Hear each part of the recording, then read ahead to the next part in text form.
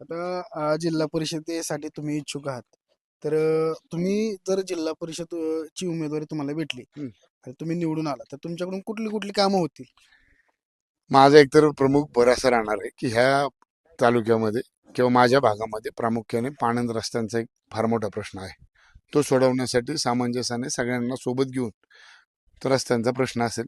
त्याचप्रमाणे आमच्या भागात सातत्याने विद्यार्थ्यांसाठी गैरसोय होती असणारे एस टीच्या प्रशासनाच्या विरोधात वेळ आली तर आंदोलन करून विद्यार्थ्यांचा प्रश्न एस टीचा आपण एक सोडवण्याचा प्रयत्न करणार आहे. MSAB साठी आमचं एकच धोरण आहे की MSAB ह्या भागामध्ये सुरळीत पाणी पुरवठा, सुरळीत वीज पुरवठा, सुरळीत वीज लोकांना मिळाली पाहिजे.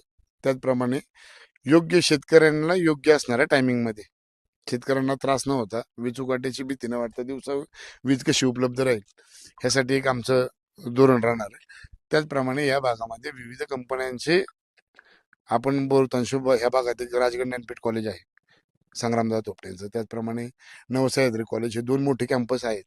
ह्या कॅम्पसमधून जे विद्यार्थी बाहेर पडणार आहेत त्या लोकांना प्लेसमेंट देण्यासाठी कंपन्या कशा आपल्याच भागात येता येईल, प्लेसमेंटचे कॅम्प ह्याच भागात कसे करता येईल आणि ह्याच प्लेसमेंटच्या माध्यमातून आमची मुलं मुंबई पुणे या ठिकाणी IT क्षेत्रात काम करतील, औद्योगिक क्षेत्रात काम करतील यासाठी आम्ही प्रयत्न करणार. तर आता मतदारांच्या मुलाखती घेताना मतदारांनी प्रश्न उपस्थित केला की आतापर्यंत आपल्या भागाचा विकास झाला नाही. हम्म.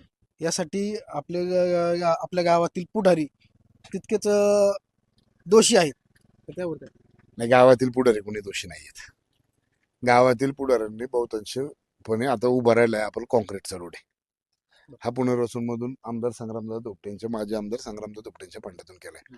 अनेक विकास कामं करायचा प्रयत्न या गावातील बहुतांश नेत्यांनी केलाय. काही विकास कामं राहिलेली आहेत. निश्चितरित्या भविष्य काळात आमच्यासारख्याला तुमच्या सर्वांनी संधी दिल्यानंतर त्या सर्वांना सोबत घेऊन उरलेली विकास कामं पूर्ण करण्यासाठी आमचा प्रयत्न राहील.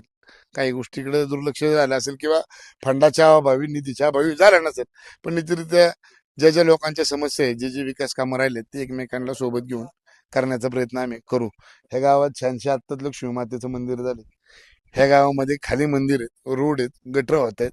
काही छोटे मोठे प्रश्न आहेत ते निश्चितरित्या सोडवण्यासाठी आपण सर्वजण मिळून एकत्र प्रयत्न करू. नक्कीच हे होते महेशदादा ठाकरे जे की भाजपा पक्षाकडून सध्या इच्छुक उमेदवार आहेत.